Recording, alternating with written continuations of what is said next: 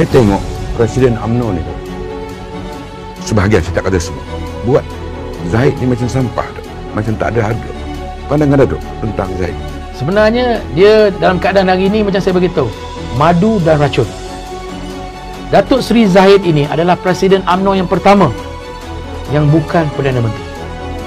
Tapi mereka lupa. Sebab tu saya nak ingatkan pada mereka hari ini, dalam keadaan parti kita diuji, dalam keadaan parti kita menjadi pembangkang buat kali pertama selepas 60 lebih tahun, inilah individu yang orang cakap menjadi nahoda kapal kita yang telah separuh karam ni.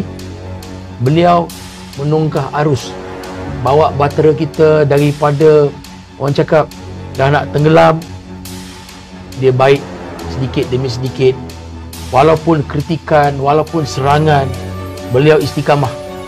Apabila diserangan dan diminta beliau rehat, beliau terima untuk bercuti untuk memastikan UMNO ni terus membetulkan layar bahtera kapal UMNO ni. Tak betul juga. Dah bagi 6 bulan kapal. Itu juga. Macam tu juga. Jadi dia kembali. Bila dia kembali, ramai yang pertikai. Tetapi kalau ramai yang tak tahu, sebahagian daripada strategi untuk pengukuhan parti kita, terutama tentang penyatuan ummah ni, inilah salah satu individu yang begitu konsisten. Dia memikirkan penyatuan antara UMNO dan PAS. Bukan sekadar itu, kita lihat bagaimana beliau merancang orang cakap gerak kerja penyatuan ummah di seluruh negara. Lepas itu beliau merancang, memikirkan macam mana kita nak pastikan DAP dan PKR bukan lagi kerajaan, kena letakkan kuasa politik Melayu Islam.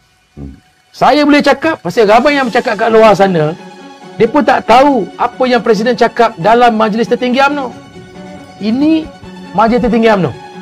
Presiden UMNO ketika itu dan kini, Datuk Seri Zahid Hamidi meletakkan waimah apa jadi sekalipun, kita harus pastikan kuasa politik Melayu Islam ini terus kekal relevan, dan jangan benarkan DAP dan PKR yang membawa budaya politik Melayu liberal ini terus berkuasa, kerana sepanjang 22 bulan diberikan mandat kepada mereka, mereka mencari-cari maruah dan martabat agama, bangsa dan juga mempertikaikan perlembagaan negara. Perancangan Datuk Seri Zahid akhirnya berjaya. Macam mana kita berjaya? Kita berjaya menjadi sebahagian daripada Kerajaan Perikatan Nasional. Kalau kata Datuk Seri Zahid tidak ada ketahanan diri, nak kena bagi tahu, dia boleh lompat, dia boleh tinggalkan UMNO, dia boleh setuju dengan cadangan mengharamkan UMNO. Itu mah dia minta ya. Tetapi beliau tegas, nak jadi apa pun, nak buat politik persecution terhadap beliau, buatlah.